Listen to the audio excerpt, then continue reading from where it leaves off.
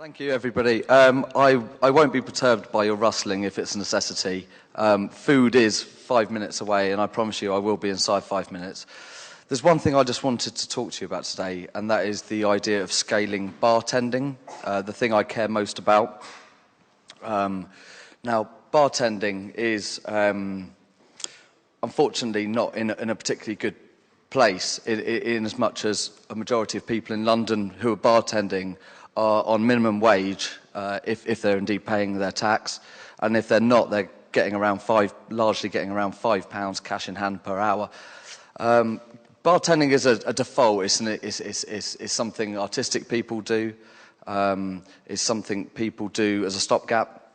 I think it was Nick from Beavertown said that he was an artist, so he went to work in a restaurant. It's not a tenable way of life for people. The London living wage is a distant dream for most bartenders. £6 and 8p an hour, I think it is. The interesting thing about bartending, a majority of places, you walk in, you're told it's easy, everyone thinks it's easy, you flick that switch, you've got a pint glass, you put it underneath. You want a pint? Right, cool, there you go. This is how much it is, cha-ching, done. And that is the reality for most exchanges of money and beer in London. But thankfully things are changing. And what I'm going to propose to you today is the main reason why that's changing is through the actions of two bartenders. And these bartenders, one was in the south of England and one was in the north. And they liked beer. And they realised, independently of each other, or perhaps these things just happen at the same time anyway, that they could import beer from Australasia, from America, and from Scandinavia, and sell them here. And in doing so, they, I believe, took the first important step in kick-starting the craft beer industry as we know it, as it's sort of blooming in England at the moment. Now, I think the quality of the beer in America, Australia, and Scandinavia in particular are the influence on this whole movement. Incidentally, I don't think there's any coincidence that in those countries, bartending is a tenable way of life for people. The people that brought the beer here to England it was The Rake, a bar you may have heard of, who then formed a distribution company called Utebeer, and they're down in Borough Market. And then in the north of England, it's a company it was a bar called the North Bar, and they were like, we love beer, can't we just drink that amazing beer here, and so we don't have to go out to California or Boulder, wherever Boulder is, I'm sorry. Colorado! I do know about beer, I promise. Colorado must be the best place in the world. So the bartenders brought this amazing beer over here, through their enthusiasm, said, you've got to try this to people, you've got to try it. Instantly, it was no coincidence, people loved it as well. And then because they loved it, the buying landscape changed and the demand increased. And fundamentally, British brewers saw an opportunity.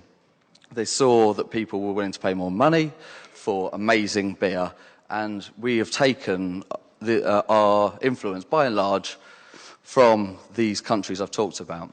We've also had a rich history of history books, brewing manuals to go back into and just recreate our brewing history, which is probably richer than any other countries. But this whole thing now is all about what we've learned from these other countries. So, what I'm going to talk about just briefly is a kind of the technical skills of bartending that are becoming an option for people, really. It's a tenable thing now that we can get accredited as bartenders, as beer sommeliers, and there are thousands of wine sommeliers in this country. There are 28 beer sommeliers. But it is an option for people. It is an option for bar operators to put their staff on these courses.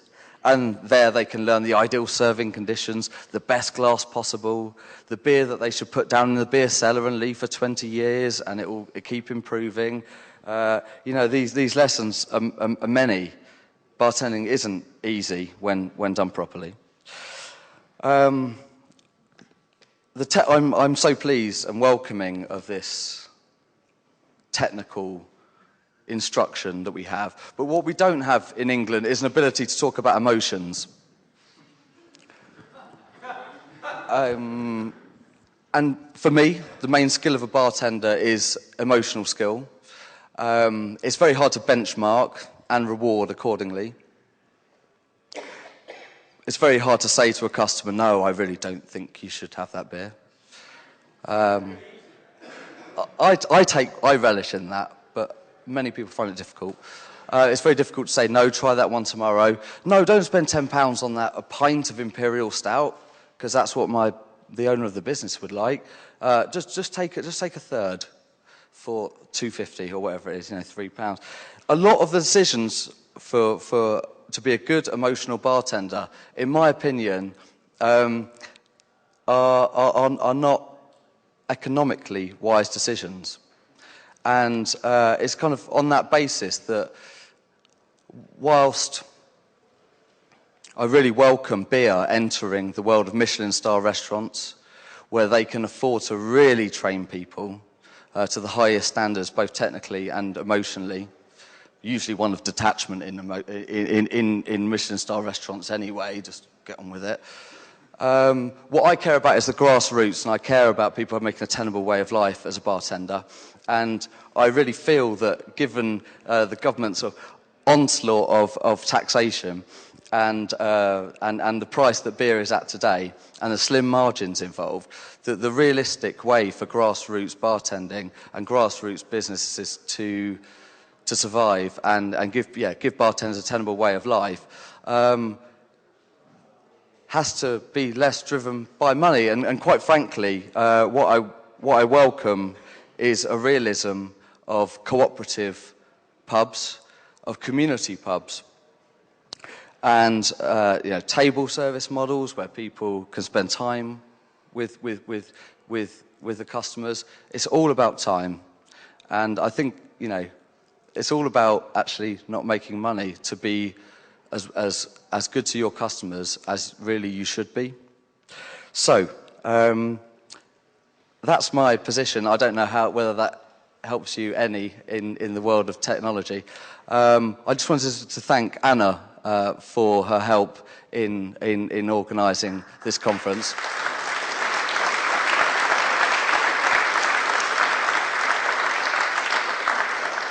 She's been an absolute pleasure to work with, as has James. I've curated the beer for last night, which I hope you all enjoyed, and for this lunchtime, and I really look forward to serving you immediately.